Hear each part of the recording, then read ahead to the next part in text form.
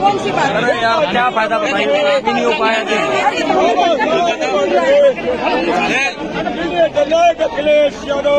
Doctor Rammanohar Lohia ने हम लोग को सप्त क्रांति का आंदोलन, समाजवादी रास्ता, डॉक्टर राममनोहर लोहिया ने अन्याय के खिलाफ लड़ने के लिए, समानता का और सबको गैर बराबरी के साथ इकट्ठा करने का आंदोलन जो छेड़ा, उसमें हम लोग आज उन्हें याद करते हैं और उन्हीं के रास्ते पर हम लोग चल रहे हैं। जहां सप्त क्रांति का उन्होंने हम लोगों को सिद्धांत दिया, वहीं आज के परिप्रेक्ष्य में अगर हम देखें तो कभी उन्होंने दाम बांधो नीति का भी समाजवादियों को चलने का आह्वान किया था। आज के दिन जब डॉक्टर राममनोहर लोहिया को हम लोग याद कर रहे हैं, जहां महंगाई इतनी बढ़ी हुई है, गैर बराबरी लगातार बढ़ती चली जा रही है, बेरोजगारी है, किसान को कोई पूछ नहीं रहा, किसान के सामने आर्थिक संकट पैदा किया है, तो वहीं हम सब लोग संकल्प भी लेते हैं कि डॉक्टर राममनोहर लोहिया की सप्त क्रांति और दाम बांधो का जो सपना दिखाया था, उसका संकल्प लेकर के पूरा करने का काम हम लोग करेंगे।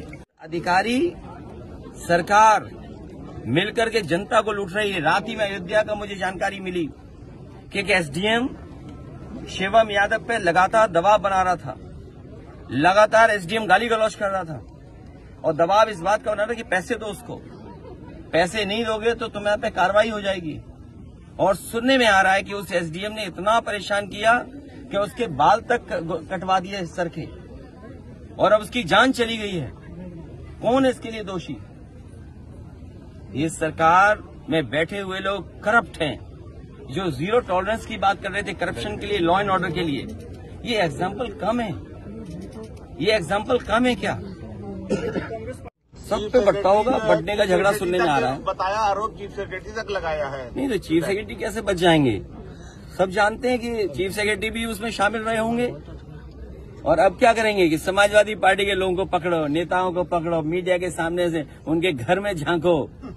अरे हमें तो वो दिन भी इंतजार है कि सरकार ने क्या किया था, हमारे घर को गंगा जल से धुलवाया था। याद है ना? याद है। आप भी पत्रकार लोग थे, किसी के फोन पे गए थे सुबह घर में, क्योंकि आपको भी जाना है। ऐसा ना, जब हमारे गए हो तो क्या कितना समय बचा है? जनता इनसे सवाल करेगी, किसान का, नौजवान का, महंगाई का, बेरोजगारी का, और जो अन्याय कर रहे हो आप उसका, जो भेदभाव किया है आपने, जिस तरीके से बर्बाद कर दी इंस्टीट्यूशंस आपने, आप पे किसी को भरोसा नहीं है। किसी को भरोसा हो तो बता दो। आज हम क्रेडिबिलिटी किस किस की नहीं खत्म हुई। इसलिए समय बदलेगा और समय बदलने के लिए ही हम लोग संकल्प लेने आए हैं। डॉक्टर राममनोहर लोहिया जी को जहां याद कर रहे हैं, उनकी सप्त क्रांति के रास्ते पर चलने का संकल्प ले रहे हैं, वहीं उन्होंने दाम बांधों का जो हम लोगों को प्रिंसिपल और रास्ता दिखाया, उस पर चल करके गरीब जनता, किसान और नौजवानों की सेवा करने का काम करेंगे। जहां आज डॉक्टर राममनोहर लोहिया को हम लोग याद कर रहे हैं, वहीं भगत सिंह, राजगुरु और सुखदेव को भी याद करते हैं कि उनकी क्रांतिकारी, उनकी जान निछावर की वजह से आज हमारा देश आजाद हुआ, जिस स्वतंत्रता के साथ हम आज देश में रह रहे हैं। किया गया था। क्या भारतीय जनता पार्टी इस बात की निंदा करेगी? आज जो लोग विकसित भारत का सपना देख रहे हैं, आप इतिहास के पन्ने पलटिएगा। कभी गैलीलियो ने कहा था कि धरती कैसे घूम रही है, किसका चक्कर लगा रही है, उसे सजा दे दी थी, मौत हो गई थी उसकी। 400 साल बाद उस चर्च ने माफी मांगी उस बात को लेकर के। अगर भारतीय जनता पार्टी छत्रपति शिवाजी महाराज जी को मानती है और विकसित भारत का सपना देखती है, क्योंकि इटली विकसित भारत है, विकसित भारत उस तरह पहुंचना चाहता है, इटली भी विकसित है, दुनिया में वो विकसित देश है, तो क्या अगर चर्च ने अपनी गलती स्वीकार की थी, माफी मांगी थी, तो छत्रपति शिवाजी महाराज जी का बाएं पैर के अंगूठे से तिलक हुआ, उसके लिए भारतीय जनता पार्टी माफी मांगेगी कि नहीं मांगेगी? सर भाजपा कह रही है 8 साल 27 में समाजवादी पार्टी के साथ बसपा भी अगर साथ आ जाएगी तो चीजें और बेहतर हो जाएंगी। ऐसा कांग्रेस पार्टी का। ये जो मुख्यमंत्री योगी जी हैं, माइक आईडी ऊपर करते, ये कपड़े पहनने से योगी नहीं हो सकते।